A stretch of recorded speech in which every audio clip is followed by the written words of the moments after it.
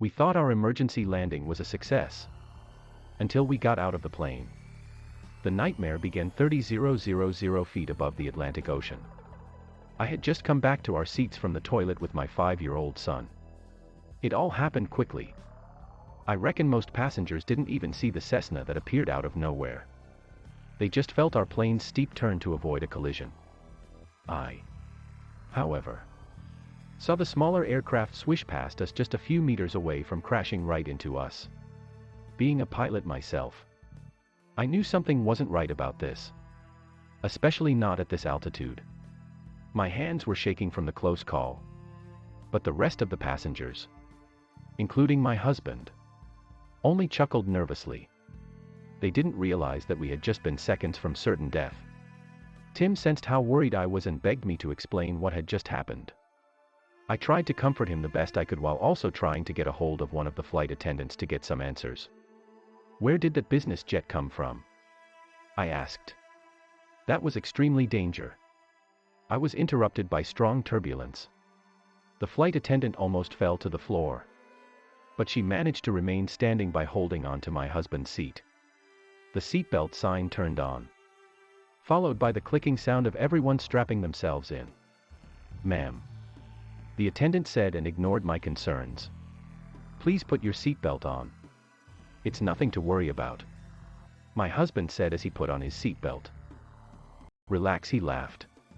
"You know, out of all people, I didn't think you would be afraid of a little turbulence. We almost died." "Robert," I growled. "My God." The captain finally addressed the passengers. "We are having some problem with the navigation." The co-pilot could be heard in the background, whispering something with a concerned voice. A small discussion between them erupted, seemingly agitated, followed by an "Oh my God," before the pilot spoke again. "Prepare for an emergency landing." I helped Tim put on his seatbelt, fearing the worst, and then looked out the window. It was hard to see anything. It looked like we were flying through a gray overcast, which should have been impossible given how clear it had been outside just moments ago. Black raindrops struck the window, leaving brownish trails behind them as they blew to the side. This was all wrong. Tim wanted me to hold him, but there was no way for him to reach me from his seat. He kept asking if we were going to crash, something I had spent days convincing him wouldn't happen. Now I wasn't so sure anymore. But even so, I told him no. Of course not. And we didn't. But I no longer know if that was a good thing. The plane touched down on a runway and slowly rolled into an impressively large metropolitan airport. "Phew," my Robert said and rested his hand on Tim's shoulder. "What a relief, huh? We made it." I must admit, I became a little worried myself there for a moment. "There's just one problem," I said.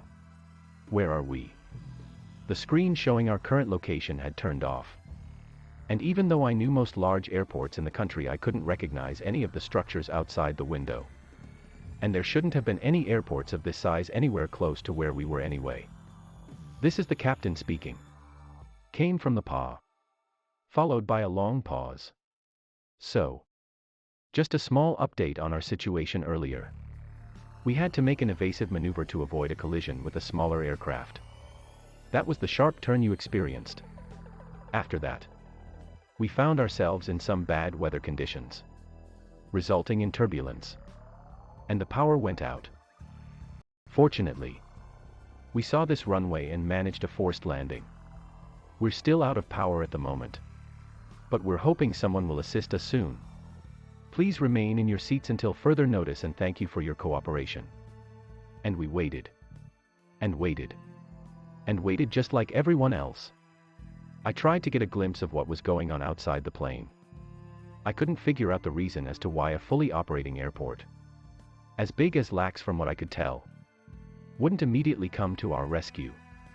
The lights were clearly on inside the buildings, so there was no reason to assume that no one was there. And yet, no one came. I tried to spot movement inside the windows of the terminal and the control tower through the gray fog and dirty drizzle, But aside from a flickering fluorescent light here and there, I saw nothing. "What's going on, Mom?" my son said. "Why aren't they letting us out?" It was at that moment the pilots must have given up their attempts at getting in touch with the controllers. They both came out from the cockpit, pale and sweaty behind their fragile facade of confidence, and instructed two of the flight attendants to open the emergency exit and inflate the evacuation slide. It was finally time to leave the airplane. My husband took our luggage while I carried Tim, whispering into his ear that everything was going to be all right. And up until this point I really believed that.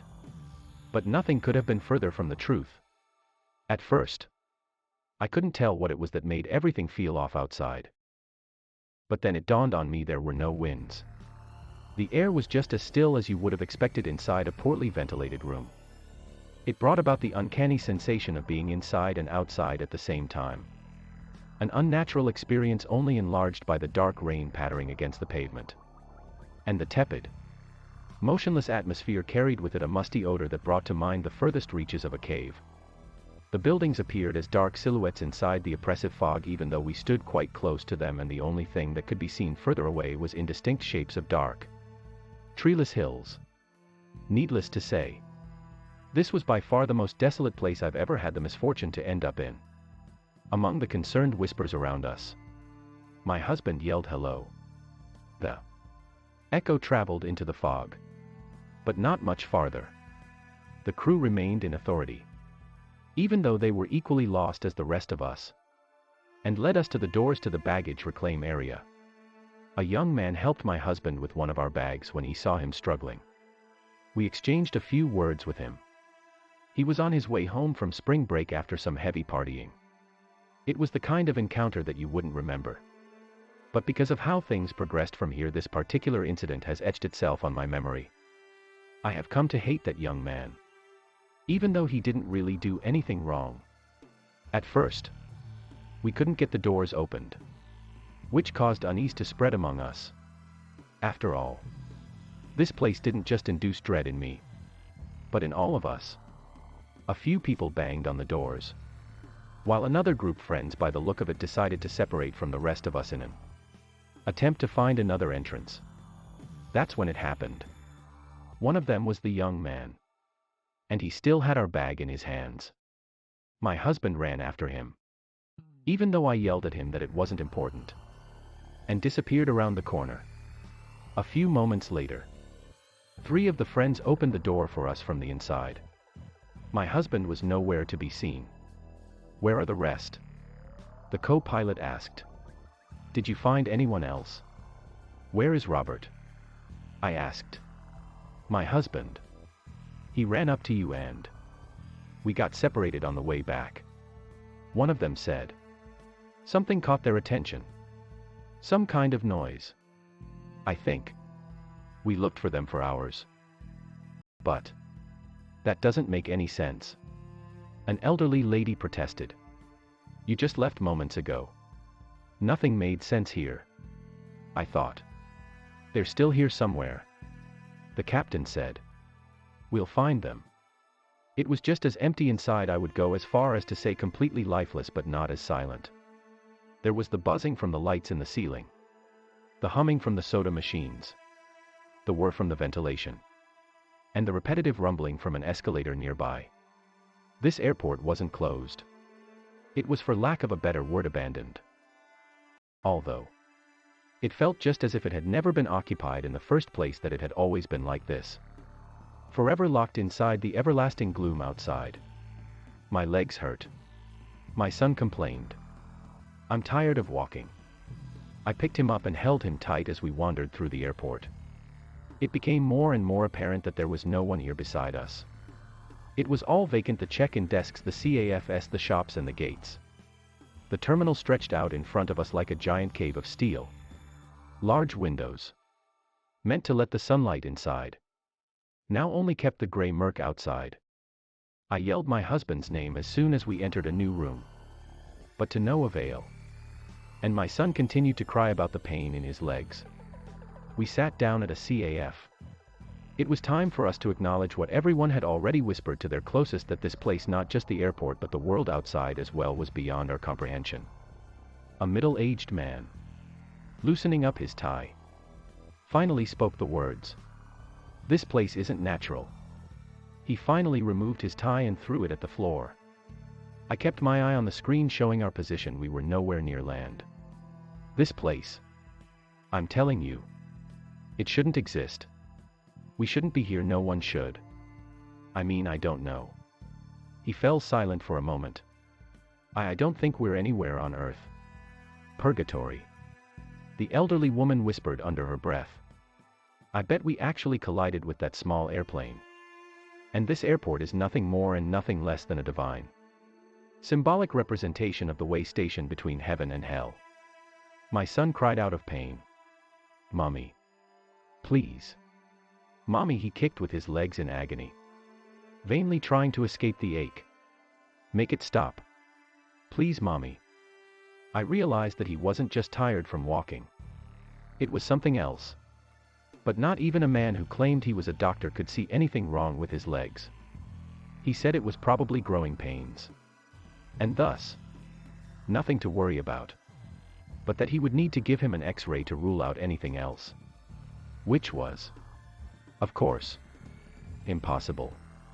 After a while, Tim thankfully calmed down, and I kissed his sweaty forehead with a smile of relief. "I don't think this is the afterlife," one of the friends said and pointed at my son. "What sins would a small child have to atone for? This is something else entirely. Some kind of glitch in the matrix. You know what I mean. I think this airport got stuck here just like us. Although, I guess we would have heard about an entire airport vanishing. But still, I'm convinced this is just some random interdimensional twaddle." The captain, the man we had come to look up to in these dire circumstances, broke down in tears in front of us. One of the flight attendants laid her hands around him, doing her best to comfort him. "I'm so sorry," he said. "Don't blame the rest of the crew. I ordered them not to say anything. I just didn't want you to panic." But we saw it. There was no time to avoid it. Avoid what? The man who had discarded his tie asked.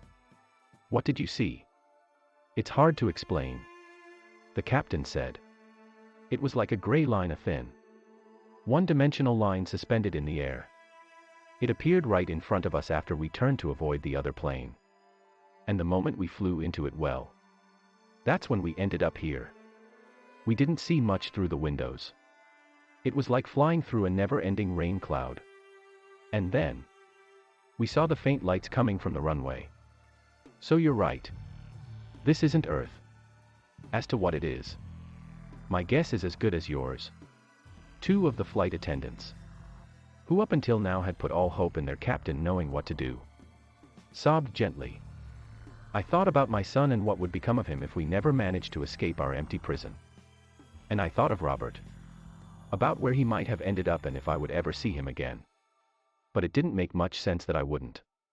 So I tried not to worry. He was here somewhere, I knew it. Hunger became an issue, and although some of us were skeptical of the idea, it was decided that we would eat the food on display in the CAF. As far as we knew, it could have been there forever. But after much hesitation, before anyone dared take the first bite, we discovered that it was nothing wrong with it. We continued to look for the others. Tim cried and cried. He was still in pain. I held him close and grabbed his little restless legs to stop him from kicking. But there was nothing I could do. He cried for his father. By now he knew that he was gone. We spent hours going from empty room to empty room until we had found each and every one of them. That's when we had to accept that the others, including the love of my life, had in fact disappeared from the airport. I fell on my knees with my son in my arms, bawling. It was my turn to break down now. The elderly woman touched my shoulder and looked down on me with her old, sunken eyes. "He has started his journey," she said in a comforting voice. "He's been forgiven." We couldn't tell the time. The sun, or whatever it was that produced the gray-tinged light coming down through the endless mist, never set. 1 hour felt like a second like an hour. A few of us joined the old woman in prayer, hoping for the miracle she promised them, while some of us kept on speculating about parallel worlds. But I only tended to my little boy and his aching legs. And I only prayed for him to get better and for both of us to be reunited with Robert, not in heaven, but in the flesh. I noticed that my son was slightly taller. I pulled up his trousers. For the second time since the CAF.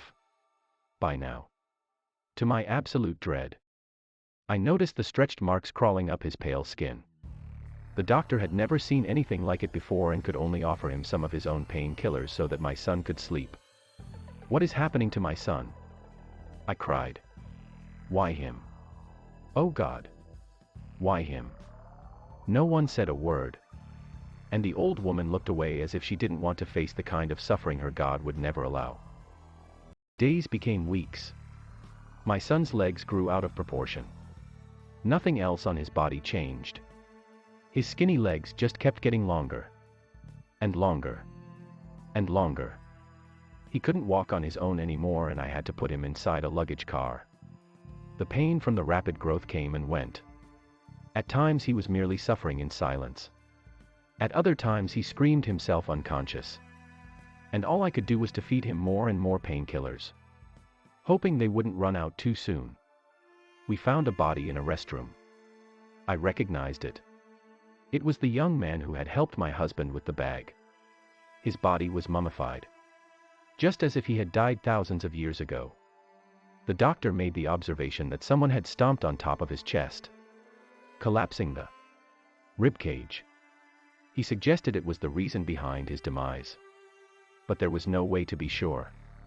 We buried him in the gray mud between the runways, under the never-ending black rain. By now, my son's legs had grown by at least 3 feet. Now and then, a spasm spread through them, making him kick in the air. It was all made worse by the fact that there was no explanation for his condition.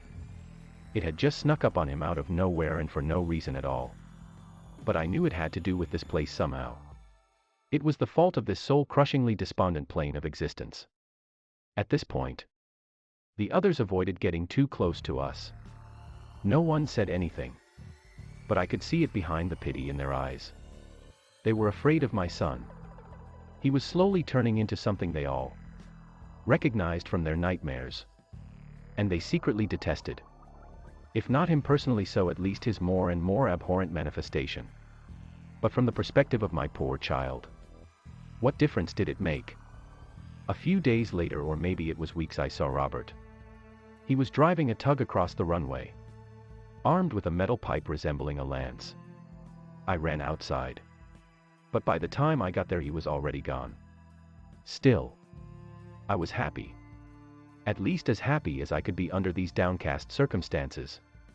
He was alive. It was just a matter of time, I thought, before we would be reunited. And then came the night my son stood up. We were all sleeping on the blue fitted carpet in the waiting hall outside of the gates when it happened. I don't know why I woke up at that moment. Perhaps it was my maternal instinct, or perhaps simply the wish of this world. I saw my son, now 12 feet tall, his 5-year-old body balancing on top of his tall legs as a silhouette against the gray fog outside the windows. I sneaked up to him, trying not to wake the others. "Mom," he said, looking down at me. "What's happening? Are you okay?" I asked. "Doesn't it hurt anymore?" "No," he said, but sobbed. "Nonetheless, I'm scared." "I know," I said. "But it's going to be all right. It's just a matter of time now until Robert finds us. He's out there. And now when you can walk." "But Mommy," he whispered between his sobs as he put his hands on the ceiling to support himself. "I can't." He paused and tried to hold his tears back. "Don't worry, sweetheart. Let's go back to sleep now and..." "But that's the thing. Mommy, I can't." "Why is that?" I asked. "What do you mean, love?" "Because I woke up like this, standing." A chill went down my spine. And then his legs took a few steps. It's not me. Mommy. The doctor woke up. Oh my God. He didn't have time to say anything else. My son or his legs rather quickly stomped his face in with an unnatural force. The blood erupted from the crater like a fountain, raining down on those sleeping next to him. The room filled with screams. My son cried on top of his stilt-like legs, while they danced around, crushing and piercing everyone who wasn't lucky enough to get away. I didn't want to leave him, and yet I ran with the others. It was just temporary, I thought, so that I could figure out a way to help him. But my son didn't know that. He cried for me, bawling, as the legs walked away with him. From now on we were hunted, and the melancholy existence we had lived so far turned into a constant terror. I wanted to find something to use to help my son. A saw or some similar tool that I could use to remove the abomination that his legs had become. But all I found was a large carving knife inside a restaurant kitchen. I grabbed it with trembling hands. Somehow, I had to immobilize my son and then use all of my strength to hack his legs off. For that I needed help. But those who had survived up until now weren't willing. I'm sorry, the captain said. It's too dangerous. He still carried some authority, especially now when he said what everyone wanted to hear but didn't dare say themselves. I'll help you, the old lady said. Your boy is possessed and he needs to be freed. I think that is our mission. Those who help him will go to heaven. I hugged her fragile body, grateful for her bravery. But I couldn't imagine in what way she could help me. My only hope was finding my husband. Together with him, there would at least be some hope. Until then, all I could do was follow the others. Mommy. My son yelled between his sobs. Where are you? I'm afraid. He was close, which meant we had to run again. Mommy. He begged. Help. But there was nothing I could do. There's nothing worse for a parent than to be useless when they hear their own child call for help. But such was my predicament. I was utterly powerless. All I could do was yell back to him, in the hopes that my voice would give him some shimmer of comfort in his otherwise perilous state. I'm here. My sweet little baby. I'm here and I love you. I only saw my son whenever he got close enough, when his long and yet still childlike legs carried him toward us in giant leaps. I saw him when his legs caught one of the flight attendants. The captain threw a chair at him to protect her. I yelled for him to wait, to try not to hurt my son in the process. But of course no one listened to me. My son fell, but the legs crawled forward, dragging him on the floor behind themselves, and caught the young woman like two erratic snakes working in tandem, strangling her so hard we could hear her bones crack inside her body. The captain screamed out in terror as he watched her die with bloodshot eyes staring into nothing. And my son cried as he helplessly tried to crawl away from his own legs. He was only 5. And even though none of this was of his making, I could see the guilt on his innocent face. All the lives lost under his feet weighed down on his until recently spotless conscience. I wanted to hold him. I wanted to whisper in his ear that it wasn't his fault. And I wanted to cut off his damned, cursed legs. I left the group when they began making plans on how to murder my son. The old lady was the only one coming with me. She didn't believe in their utilitarian reasoning. And just like that, they all vanished from the airport just like my husband had done. At first, I thought that I would never see my son again, that he too had vanished. But then I heard him like an echo from around the corner yelling for me. He never appeared, though. We stumbled upon a few bodies. They belonged to the group we had just abandoned. It looked like they had been dead for a long time. Maybe more than a year. Although there was very little decomposition, seeing that there weren't any organisms to feast on the corpses other than the ones already inside them, so it was difficult to tell for how long they had been dead. By now, it was clear to me that time didn't move in one direction here. It wasn't a river like back home, but rather a tree. It took another month until we ended up on my husband's branch. It wasn't a happy reunion. even though I was tremendously relieved to finally have him at my side again. My son, now 24 feet tall, fought him and his group in the muddy rain. The captain was with them. Unlike the rest of them, an old man now. And from the window inside the terminal I could see that they were trying to fight off my son while entering a smaller airplane that they had somehow managed to get up and running.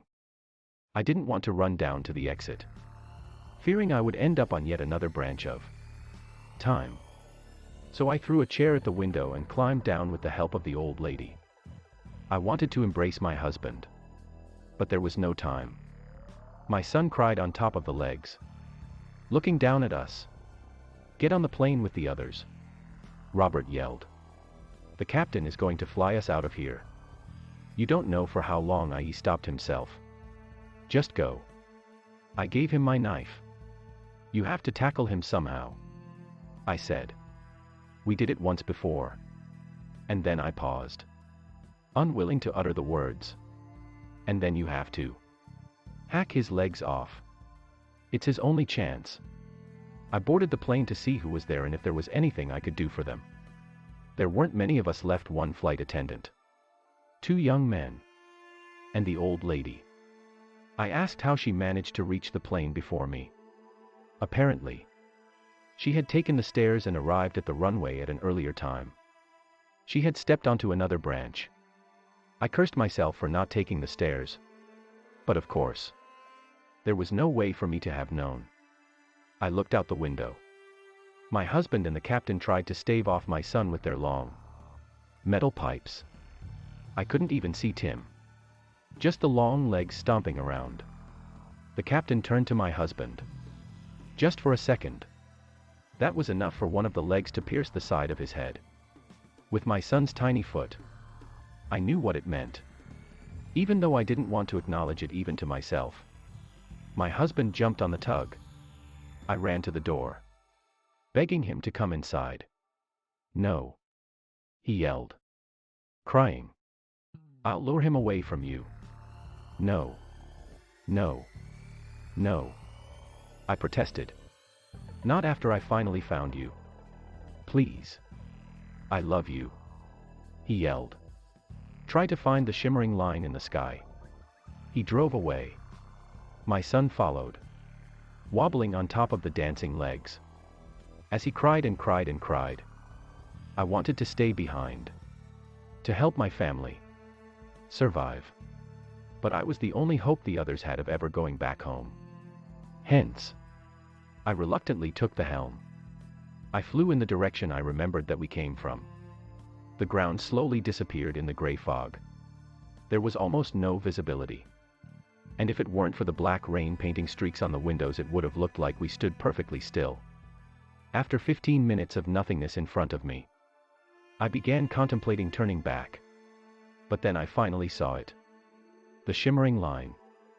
It looked like a one-dimensional rainbow. I steered us right into it. The old lady came up to me, tears running down her face. "You did it," she said. "You're taking us to heaven." But what appeared on the other side weren't angels. It was a Boeing 737 flying straight at us.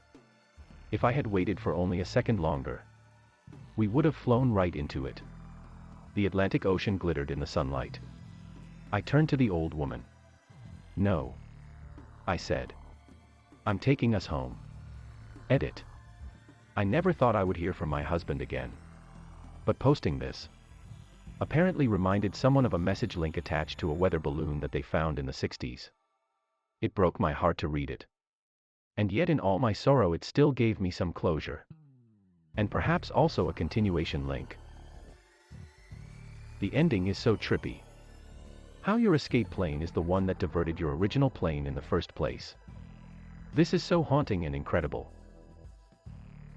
Nothing is more horrifying than thought of my toddler being taken over by some giant legs and crying for me. Dude, for real. My heartstrings, man. My son turns 2 in August and this hurt to read.